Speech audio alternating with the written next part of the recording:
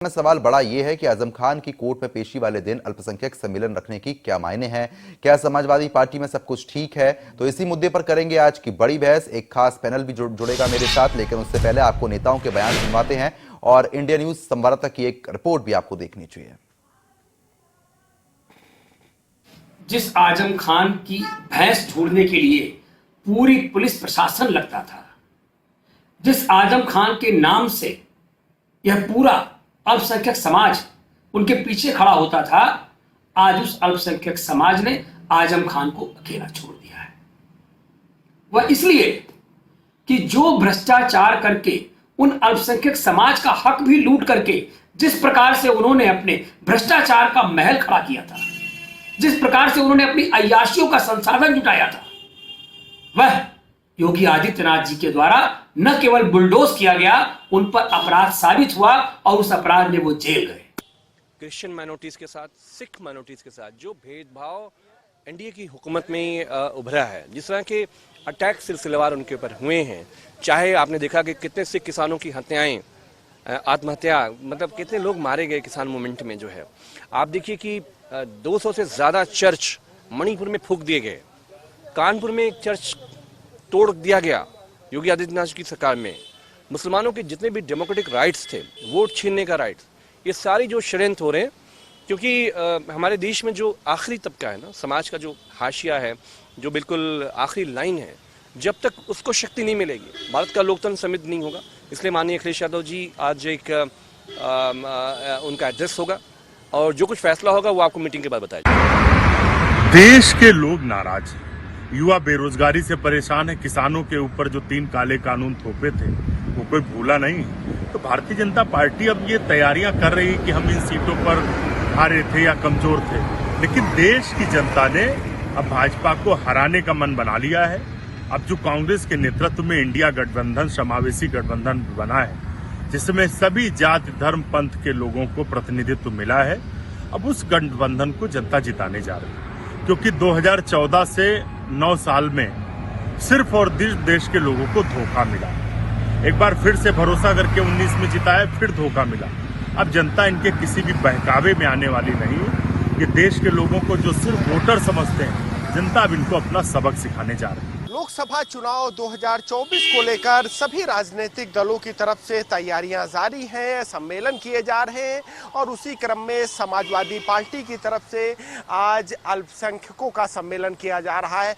निश्चित तौर से ये सम्मेलन अल्पसंख्यकों को जोड़ने के लिए किया जा रहा है और जिस तरह से यहाँ पर आज आयोजन किया जा रहा है, तो ये लोकसभा चुनाव के लिए काफ़ी महत्वपूर्ण होने वाला है। अगर यहाँ पर मौजूदगी की बात करें तो अबू आजमी के साथ में सांसद एसटी हसन भी यहाँ पर मौजूद हैं। इसके अलावा अखिलेश यादव भी, जो अल्पसंख्यक हैं, उन्हें संबोधित करेंगे। तो निश्चित तौर से एक बड़ा कार्यक्रम समझा जा रहा है और जिस तरह से अखिलेश यादव पीडीए की बात कर रहे हैं, तो इनमें अल्पसंख्यकों की एक महत्वपूर्ण भूमिका है और उसी को ध्यान में रखते हुए इस सम्मेलन को किया जा रहा है। वहीं अगर बात करें इस सम्मेलन में आजम खान की मौजूदगी को लेकर, तो ऐसा कहा जा रहा है कि आज आजम खान इस सम्मेलन में मौजूद नहीं रहने वाले हैं, क्योंकि उनकी न्यायालय में पेशी है, इसी कारण वो नहीं आ पा रहे हैं। अब ये देखने वाला होगा कि इस सम्मेलन में किस तरह से मंत्रणा तैयार होती है और आगे लोकसभा चुनाव के लिए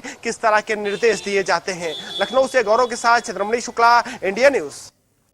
तो फिलहाल जिस तरीके से आपने बयान सुने और हमारे संवाददाता की रिपोर्ट देखी, साफ तौर पर ये देखने को मिल रहा है कि 2024 को लेकर समाजवादी पार्टी की तरफ से हर एक पैमाने पर प्रयास किए जा रहे हैं। अब इस चर्चा को आगे बढ़ाते हैं, खास मेहमानों का रुख कर लेते हैं। बीजेपी प्रवक्ता एसएन सिंह साहब हमारे साथ जुड़ चुके हैं, आपका स्वागत करता हूं इंडिया न्यूज पर। साथ ही साथ कांग्रेस प्रवक्ता हैं राज शर्मा, आपका भी स्वागत करता हूं और राजनीतिक विश्लेषक हैं विरुण सिंह, आपका भी बहुत बहुत स्वागत करता हूं। और थोड़ी देर में ही सपा प्रवक्ता भी हमारे साथ जुड़ेंगे, उनका भी रुख किया जाएगा। सबसे पहले एसएन सिंह साहब, आप ही के पास आऊंगा। जिस तरीके की स्थिति बनी हुई है, देखिए तैयारी हर एक पार्टी करती हुई नजर आ रही है, लेकिन अब अल्पसंख्यकों को जोड़ने का और आगे बढ़ाने का जो प्रयास है वो यहां पर समाजवादी पार्टी भी कर रही है, सम्मेलन भी यहां पर किया जा रहा है। लेकिन बड़ा सवाल यह है कि समाजवादी पार्टी के 2 इतने पुराने और अल्पसंख्यक नेताओं को अगर नहीं बुलाया जा रहा है या वो नहीं आ रहे हैं, ये बड़ा सवाल खड़ा करता है। पहली प्रतिक्रिया आपकी। ये अच्छी बात है, आपने कहा निश्चित तौर पे सवाल खड़ा होगा, और सवाल तब भी खड़ा होगा जब आजम खान साहब या उनके प्रतिनिधि जेल से या जेल से निकलने के बाद वो कहते हैं कि अल्पसंख्यकों के हित के लिए, मेरे हित के लिए तो समाजवादी पार्टी कभी कार्य नहीं की, वो केवल वोट की राजनीति करती रही है। तो ये सभी लोग कहते हैं कि समाजवादी पार्टी जो सिर्फ परिवार की पार्टी हो गई है और आज एक व्यक्तिवादी पार्टी हो गई, अखिलेश यादव जी तक सीमित रह गई है। नहीं तो पहले की समाजवादी पार्टी को देखिए, उसमें आदरणीय मुलायम सिंह जी, मोहन सिंह जी को भी तवज्जो देते थे, ज्ञानेश्वर मिश्रा जी को भी आगे लेकर चलते थे, शिवपाल सिंह यादव को भी लेकर चलते थे, आजम खान जी को भी लेकर चलते थे। लेकिन आज जब ऐसी बड़ी बैठक हो रही है तो क्या जरूरत थी ऐसे दिन जिस दिन आप आजम खान साहब को भी नहीं बुला रहे हैं? चूंकि समाजवादी पार्टी को सिर्फ दिखावा करना है, वो जानते हैं कि आने वाले समय में लोकसभा का चुनाव है,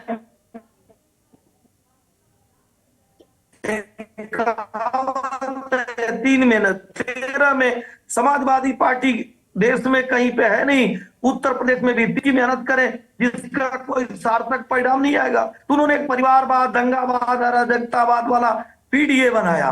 तो सब लोग ये जानते हैं कि परिवारवाद और दंगावाद तो किए हैं, कभी बाबा साहब की मूर्ति को तोड़ेंगे, किसी का हाथ तोड़ेंगे, कहीं का कुनबा जोड़ेंगे, इस तरह से प्रदेश नहीं चलने वाला। आज प्रदेश में भारतीय जनता पार्टी की एक पारदर्शी सरकार चली, ईमानदार सरकार चल रही है, जवाबदेह सरकार चल रही है, जो जनता के लिए कार्य कर रही है। और जनता विकास के साथ है, जनता भारतीय जनता पार्टी के उस विश्वास के साथ है जिसको केंद्र की सरकार और भारतीय जनता पार्टी की उत्तर प्रदेश की सरकार ने बिजली, पानी, सड़क, सुरक्षा, शिक्षा, स्वास्थ्य जैसे मानकों को पूरा करते हुए जनता को अंत्योदय की परिकल्पना को पूरा करके जनता को अपना बनाने का कार्य किया। जब आप अपना नहीं बनाएंगे तो अच्छी बात है, अपने परिवार में उठा बैठक करते रहिए। इस उठा बैठक करने से आप देख रहे होंगे 2014 से उत्तर प्रदेश नहीं देश का राजनीतिक समीकरण बदल गया। ठीक है, कुछ लोग जातिवाद, कुछ लोग क्षेत्रवाद, कुछ लोग धर्मवाद, तुष्टीकरण की राजनीति करके अपना काम चलाते थे। भारतीय जनता पार्टी ने ऐसी योजनाएं चलाई विकास की, उस विकास में सभी भागीदार हुए और जाति, धर्म, वर्ण, वर्ग से ऊपर उठकर ठीक है, लौट रहा हूं आपके पास। देश के, प्रदेश के खुशहाली के लिए सभी के योगदान की उत्तर प्रदेश एक संपन्न प्रदेश हो गया। ठीक है, लौट रहा हूं आपके पास। राज शर्मा भी लगातार बने हुए हैं, कांग्रेस प्रवक्ता हैं, उनका भी रुख कर लेते हैं। राज शर्मा जी, जिस तरीके से परिवारवाद की बात लगातार यहां पर देखने को मिलती है, अब भारतीय जनता पार्टी कांग्रेस पर भी यही बात कहती है, सपा पर भी यही बात कहती है, लेकिन जिस तरीके की स्थिति बन रही है अब ऐसे में इंडिया का गठबंधन यहां पर देखने को मिल रहा है, किस तरीके की स्थिति इसको समझी जाए? सदम भाई, सबसे पहले मैं ये बता दूं कि भारतीय जनता पार्टी के पास कोई भी देश के लिए विजन ना था, ना है, ना कभी होगा। ये परिवारवाद की बात करती है। और कल जो अलीगढ़ में कार्य हो रहा था वो क्या था? पोता तक विधायक, पोता मिनिस्टर है बल्कि। और बताइए आप क्या थे? ये क्या था? परिवारवाद। अच्छा, और मैं एक और चीज बता दूं, ये परिवारवाद की जो पार्टी कहते हैं, मैं ये मानता हूं कि भारतीय जनता पार्टी सिर्फ 2 से 3 लोगों के ग्रुप की पार्टी बन गई। ये सिर्फ 2 लोगों की पार्टी है और उन्हीं के कहे पे चल रही है, बाकी किसी का अस्तित्व नहीं। एहसन सिंह भाई मेरी बात सुन रहे होंगे, ये अच्छी तरह जानते होंगे कि इनके 300 लगभग 300 एमपीओ की कहीं नहीं चलती, ना उन्हें बोलने का अधिकार है। वो एक इंजन बन के रह गए हैं, जिसको 3 एमपी झंडी दिखाएंगे चलेंगे, झंडी दिखाएंगे वो रुक जाएंगे। अब मैं बताता हूं कि अब इनकी हालत क्या होने वाली है। निश्चित मानिए कि ये खुद ही, मैं यूपी की बात करूं तो इन्हीं के प्रवक्ता कहते हैं कि हमारे 30 से 35 सांसद निकम्मे हैं और हम उन पर टिकट बन रहे हैं। तो मैं मानता हूं ये बात सच है। चलो, ये भी अच्छी बात कही कि इन्होंने कुछ अगर तरक्की नहीं करी तो एक बार सच तो बोला। जिससे पार्टी के 35 से 35 एमपी निकम्मे हो, ये पार्टी मानती हो, और उसके बाद भी 4 साल उनको बनाए रखा। आप बताइए, 4 साल से पहले यानी उन्होंने कोई काम नहीं किया। अब फिर जनता नहीं सुन रही होगी इस बात को। तो जनता की नजरों में इन भारतीय जनता पार्टी का विश्वास बिल्कुल नील बटा सन्नाटा हो गया। क्योंकि 2014 में, इसमें तो कोई दो राय नहीं, बड़े प्यार से भारत की जनता ने भारतीय जनता पार्टी को बहुत मोहब्बत से, चलिए ठीक है, अगर उनके पास विजन नहीं है, क्योंकि आपने शुरुआत ही इस चीज से की है कि भारतीय जनता पार्टी के पास विजन नहीं है। आ रहा हूं मैं एहसन सिंह साहब, आपके पास ही आ रहा हूं। एक सवाल और ले लेता हूं पहले राज शर्मा जी से। लेकिन राज जी, आप एक चीज ये भी तो बताइए ना, अब देखिए उत्तर प्रदेश की अगर हम बात कर लेते हैं तो बीजेपी तैयारी कर रही है, समाजवादी पार्टी अपने पैमाने पर तैयारी कर रही है। आप लोगों की स्थिति क्या है? कांग्रेस की तरफ से तो कुछ दिख नहीं रहा। देखिए, हम भी तैयारी कर रहे हैं और हमें पता है कि यहाँ टिकट किसको देना है, क्या देना है। अंदरूनी पूरी तैयारी चल रही है। हम हल्ला नहीं, हमारी पार्टी हल्ला नहीं मचा रही है। और निश्चिंत मानिए कि सारी चीज, अगर कहते हैं ना all is well that ends well, अंतिम सब बढ़िया होगा, ये तो आप निश्चिंत मान लीजिए भाई। और इस बात को मैं दावे के संग कहता हूं कि 10-12 एमपी से ज्यादा उत्तर प्रदेश में भारतीय जनता पार्टी को कतई नहीं मिलने वाला। इनकी स्थिति बहुत खराब है। जिस प्रदेश में जिस क्षेत्र का विधायक मंत्री हो और मंत्री होने के बाद 90 आदमियों पे एफआईआर लिखा दे, आप उस क्या जनता में कैसा संदेश जा रहा होगा भैया? मैंने तो कभी देखा नहीं। जिस क्षेत्र का विधायक, फिर प्रदेश का मंत्री, और उसी क्षेत्र में 90 अज्ञात लोगों का, अरे दो बातें हैं, या तो 90 लोगों में अगर मान लो क्षेत्र का विधायक जो कि मंत्री है, और अगर वो 90 में 9 लोगों के नाम नहीं जानता जिन्होंने उन्हें अपने आवारा पशुओं के संग घेरा, तो आप बताइए इसका मतलब क्षेत्र में उनका कोई सरोकार नहीं है। और दूसरी बात, या तो फिर उन्होंने 90 अज्ञात इसलिए लिखा लिए कि अगर आप और मैं ज्यादा बोले का दरोगा जी से बोलेंगे 2 इनके नाम डाल दो, एहसन सिंह साहब खिलाफत में डालेंगे, कहा इनका भी डाल दो। तो ये हालत चल रही है। और भाई मैं आपसे कह रहा हूं, प्रदेश छोड़ो, देश की भी हालत बहुत बुरी है।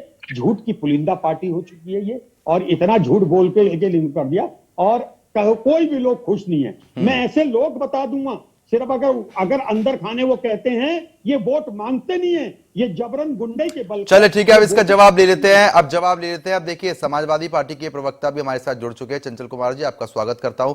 विनम्र जी, इसके बाद आप ही के पास आऊंगा, लेकिन पहले चंचल जी से सवाल ले लेते हैं। चंचल जी देखिए, अब जब भी घर में कोई कार्यक्रम होता है, तो जब घर के लोग ही उपस्थित नहीं होंगे तो उस कार्यक्रम की शायद कोई वैल्यू रह नहीं जाती है। आप लोग अल्पसंख्यकों को जोड़ने के लिए प्रयास कर रहे हैं, सम्मेलन करने जा रहे हैं।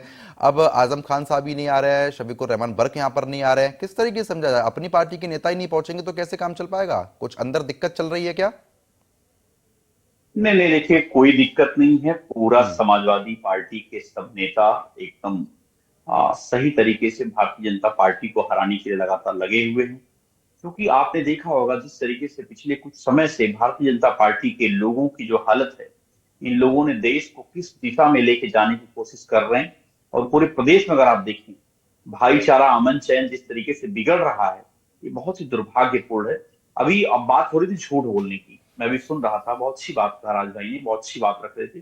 अभी मैं एक छोटा सा न्यूज सुन रहा था कि आदरणीय अमित शाह जी लोकसभा के अंदर बोलते हैं कि श्यामा प्रसाद मुखर्जी जी जो है जहां पे पैदा हुए थे, जहां पे रहने वाले थे, उस टोल को हमने फ्री कर दिया, टोल फ्री कर दिया है।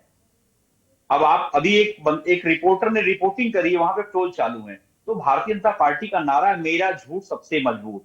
कि भारतीय जनता पार्टी के लोग केवल झूठ, मैं बताऊं प्रधानमंत्री जी के ऊपर अगर झूठ की किताब लिखी जाए तो कम से कम 1000 पन्नों की किताब होगी। ऐसी कोई रैली नहीं, आपके चैनल के माध्यम चैलेंज करता हूं, जिस रैली में प्रधानमंत्री झूठ ना बोलते हो, अमित शाह जी झूठ ना बोलते हो, आदरणीय मुख्यमंत्री झूठ ना बोलते हो। ये लोग बड़ी बड़ी प्राचीरों से झूठ बोलते हैं। अभी आपने देखा होगा लोकसभा लाल किले की प्राचीर से हमारे आदरणीय प्रधानमंत्री ने क्या क्या बोला, कितनी लंबी लंबी बातें की। अमेरिका में जाके कहा कि हर प्रतिदिन एक यूनिवर्सिटी बनाता है हिंदुस्तान, प्रतिदिन IIT कॉलेज बन जाता है, हर सप्ताह एक महीने में आपका जो है एक IIT और IIM बन जाता है। तो ना जाने क्या क्या ये लोग बोलते हैं। जनता समझ रही है, जान रही है। और हमारे यहाँ जहां तक समाजवादी पार्टी का सवाल है, पूरा इंडिया गठबंधन एक है। देश बचाने के लिए जो भी जरूरत पड़ेगी, जो भी समान विचारधारा के लोग एक साथ, अखिलेश यादव और शिवपाल सिंह यादव एक है, सब लोग एक हैं, सब लोग एक है, पूरी ताकत के साथ एक हैं। और देखिए, किसी पर्सनल कारणवश स्वास्थ्य की समस्या की वजह से आदरणीय आजम खान साहब नहीं पहुंच पाए, और भी जो लोग नहीं पहुंच पाए अनेकों प्रोग्राम में पहुंच रहे हैं, लगातार लोग लगे हुए हैं। ठीक है, अब एक छोटा सा रिएक्शन विनम्र जी से लेते, लगातार बने हुए हैं। विनम्र जी, इस तरीके से स्थिति यहां पर बनी हुई है, ऐसे में प्रयास तो पूरे किए जा रहे हैं, लेकिन आप इंडिया गठबंधन की अगर हम बात करना चाहें या फिर समाजवादी पार्टी की अंदर की स्थिति को समझना चाहें, एक बार उस पर गौर फरमाइए आप। देखिए, मैं समझता हूं कि जिस प्रकार से आजम खान जिन्हें समाजवादी पार्टी को अपने खून से, अपने पसीने से सींचा है, एक प्रकार से मुलायम सिंह के साथ मिलकर शुरुआत से समाजवादी पार्टी से अल्पसंख्यक समाज को जोड़ने का काम किया, और उन आजम खान के उस अल्पसंख्यक सम्मेलन में अनुपस्थिति, ये एक बड़ा प्रश्न चिन्ह है, बड़ी चिंता का विषय है समाजवादी पार्टी के लिए। कि समाजवादी पार्टी को इस दृष्टि से सोचना चाहिए, उनको चिंतित होना चाहिए कि आखिर ऐसा क्या है आजम खान जी के हृदय में, ऐसा क्या है पीड़ा उनके आजम खान के दिल में, दिमाग में, कौन सी ऐसी बात चुभी है जो समाजवादी पार्टी के अल्पसंख्यक सम्मेलन में वो उपस्थित नहीं हो पा रहे हैं। ठीक है, जैसा चंचल भाई ने कहा कि वो किन्हीं निजी कारणों से वो संभव नहीं हो पाया, उनका कोई और व्यस्तता के कारण, लेकिन क्या अल्पसंख्यक कार्यक्रम, अल्पसंख्यक सम्मेलन करना है और आजम खान से पूछकर तिथि नहीं रखनी चाहिए थी? ये कहीं ना कहीं आपस में स्वयं बता रहा है कि किस प्रकार से आजम खान और समाजवादी पार्टी में सब कुछ ठीक नहीं है। दूसरी बात, बहुसंख्यक सम्मेलन हो या अल्पसंख्यक सम्मेलन, चंचल भाई मैं अपनी बात पूरी कर लूं, उसके बाद आप कह लेंगे, कृपया निवेदन है छोटा सा। और दूसरी बात कि अल्पसंख्यक सम्मेलन हो या बहुसंख्यक सम्मेलन हो, जनता इस बात को समझ रही है कि चुनाव के ठीक पहले आप सम्मेलन करिए। आप एक सामान्य नागरिक की दृष्टि से देखिए तो समाजवादी पार्टी के कार्यकर्ता तो जमीन पर संघर्ष कर रहे हैं बेचारे, लेकिन समाजवादी पार्टी के बड़े नेता अल्पसंख्यकों के लिए कितनी बार सड़क पर उतरे, कितनी बार उनके हक के लिए, उनके हुकूक के लिए, उनकी हिमायत के लिए कितनी बार सड़क पर उतरकर संघर्ष किए? नहीं किए। आजम खान के लिए, आजम खान जैसा नेता, शीर्ष नेता जब संकट में था तो अखिलेश यादव ने उनको संकट से उबारने के लिए क्या किया? अतीक अहमद के लिए उन्होंने विधानसभा में बयान दिया, आजम खान के लिए उन्होंने क्या किया? ठीक है, बोलिए चंचल जी, बोलिए, अपने खून पसीने बोलिए। इस समाजवादी पार्टी को खड़ा करने का काम किया। सुनिए जॉनता हूँ, एक कहावत हमारे पूर्वांचल में बड़ी प्रचलित है, कुआ हंसे हंसे चरनिया हंसे जिसमें 72 छेद। अभी ये लोग वो बात करने वाले लोग हैं जो आडवाणी जी को खून के आंसू रुलाते हैं, मुरली मनोहर जोशी जी को खून के आंसू रुलाते हैं, यशवंत सिन्हा, यशवंत सिंह, क्या क्या हंस किया आप लोगों ने पुराने नेताओं का, और आप हमको बता रहे हैं ये तो आपको एसएन सिंह साहब से कहना चाहिए। हाँ नहीं, वो एसएन सिंह साहब इसका जवाब देंगे ना, एसएन सिंह साहब से कहना, ठीक है, जवाब ले लीजिए। और आपको आज आपको दर्द हो रहा है, हिंदुस्तान का इतिहास लिखा जाएगा तो आपके 9 साल के काले काले कारनामों का भी इतिहास लिखा जाएगा, 10 साल के काले कारनामों का भी इतिहास उत्तर प्रदेश लिखा जाएगा। एक माननीय सांसद के ऊपर बकरी चोरी, मुर्गी चोरी आरोप लगाते हो, किताब चोरी का आरोप लगाते हो, उसके बाद सिंपैथी बटोरने का काम करते हो। अरे सर मानिए चाहिए भारतीय जनता पार्टी के नेताओं और प्रवक्ताओं को, कम से कम आदरणीय आजम खान का आपके ऊपर ऐसी बातें रखते हुए आपको सोचना चाहिए कि जब ये, चलिए ठीक है, आप लौट रहा हूँ, एसएन सिंह साहब का एक बार रुक कर लेते हैं। एसएन सिंह साहब इसका जवाब दे दीजिए। बकरी चोरी, मुर्गी चोरी, आप खुद सोचिए। ठीक है, एसएन सिंह साहब जल्दी इसका जवाब दीजिए। वो बकरी चोरी करेगा, मुर्गी चोरी करेगा, इसके प्रतिरोध में समाजवादी पार्टी और अखिलेश यादव ने क्या किया चंचल भाई? यही तो मेरा सवाल है। यही तो मैं, अब नहीं, वो बीजेपी पर ले गए ना, इसका जवाब दिया नहीं उन्होंने। जुल्म आप करोगे उसकी बात। एसएन सिंह साहब बोलिए, सिंह साहब बोलिए। अब हमारे मित्र चंचल जी धैर्य से सुनिए। चंचल जी ने एक बात कहा कि बहुत सारे समाजवादी पार्टी के लोग झूठ बोलते हैं। सही बात, नेताजी ने झूठ बोला कि अखिलेश यादव जी हमको अपमानित करते हैं, और अखिलेश यादव जी ने भी एक बहुत बड़ा झूठ बोला कि शिवपाल जी की स्क्रिप्ट भारतीय जनता पार्टी लिखती है, और आजम खान साहब ने भी बहुत बड़ा झूठ बोला कि अखिलेश यादव जी हमको कभी देखने नहीं आए। तो प्रदेश की जनता इंडिया न्यूज के माध्यम से देख रही है कि झूठ कौन बोलता है। एक बात हो गई। दूसरी बात इन्होंने कहा, मैं कह रहा हूं कि 90 मुकदमे प्रॉपर वहां के लोगों के द्वारा आजम खान साहब पे लिखवाया गया है, जो रामपुर के रहने वाले हैं। और कोर्ट में आप बहुत सारे चीजों को लेकर गए, समाजवादी पार्टी के लोग पता नहीं गए कि नहीं गए, लेकिन चंचल जी जरूर गए होंगे प्रवक्ता के नाते। कोर्ट में साक्ष्य आपने प्रस्तुत किया, उसके बाद भी दंड मिलता है। निश्चित तौर पे कोई ना कोई गलती किए होंगे। अब तीसरी बात पे आ जाइए। समाजवादी पार्टी की सरकार ऐसा तो नहीं है कि प्रदेश में रही नहीं। प्रदेश में जब आपकी सरकार रहती है, आपने जो महिलाएं हैं, मुस्लिम महिलाएं, उनके लिए आपने क्या किया, मुसलमानों के लिए क्या किया, आज किसी चैनल पर बता दीजिए। और मैं तो कह रहा हूं, मांग कर रहा हूं, घोषणा कर दीजिए बंधु चंचल जी, परिवार से हटा के किसी मुस्लिम को मुख्यमंत्री डिक्लेयर कर दीजिए, राष्ट्रीय अध्यक्ष डिक्लेयर कर दीजिए। क्योंकि वो नहीं, अब ठीक है, अब चंचल जी बात रखिए, फिर राज्य का रुख करेंगे, जल्दी बोलिए। चुनाव में जब बरी हो गए सुनिए, लश्कर भी तुम्हारा है,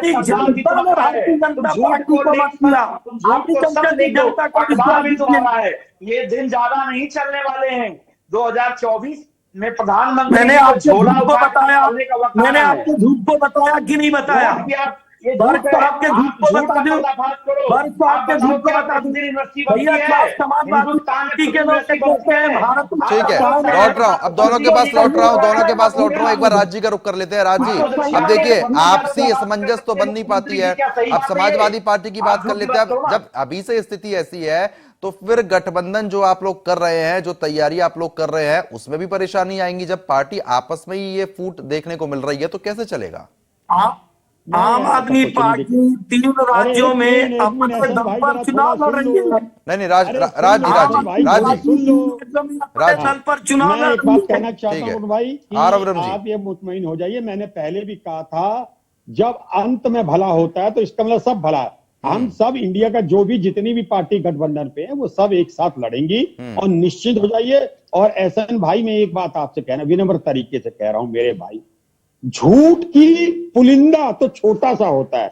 आप पता क्या? अच्छा ये बताइए राज भाई, ये बताइए आपने एक प्रवक्ता कहते हैं राक्षस, उसको झूठ माना जाए कि सही माना जाए? राज भाई बहुत विनम्रता से हाथ जोड़ के जनता को राक्षस झूठ माना जाए कि सही माना जाए?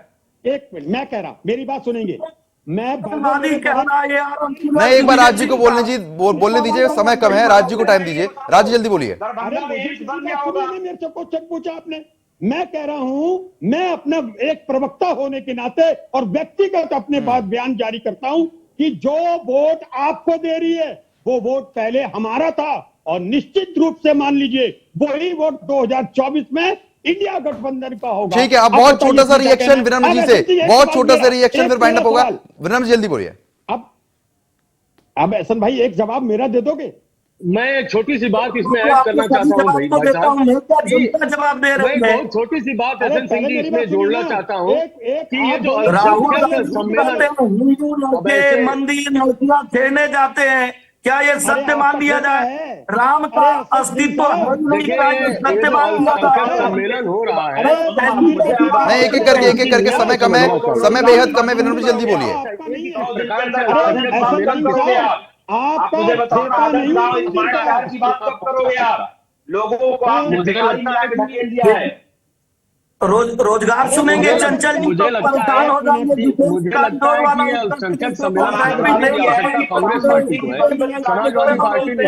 चलिए ठीक है, अब समय कम है, रोकना चाहूंगा चारों मेहमानों को, एहसन सिंह साहब, चंचल कुमार जी, राज शर्मा जी और विनम्र जी, आपका बहुत बहुत शुक्रिया हमारे साथ जुड़ने के लिए, इस मुद्दे पर चर्चा करने के लिए। तो फिलहाल देखिए, अल्पसंख्यक सम्मेलन तो यहाँ पर समाजवादी पार्टी लगातार कर ही रही है, लेकिन 2 बड़े नेताओं को ना बुलाना या फिर बुलाए गए तो आए क्यों नहीं, ये बड़े सवाल जो है वो उठना लाजमी हो जाते हैं। फिलहाल देखने वाली बात ये रहेगी कि अल्पसंख्यक सम्मेलन का जो नतीजा है वो किस तरीके से समाजवादी पार्टी को मिलता है। फिलहाल बड़ी बहस में अभी के लिए सिर्फ इतना ही। नमस्कार।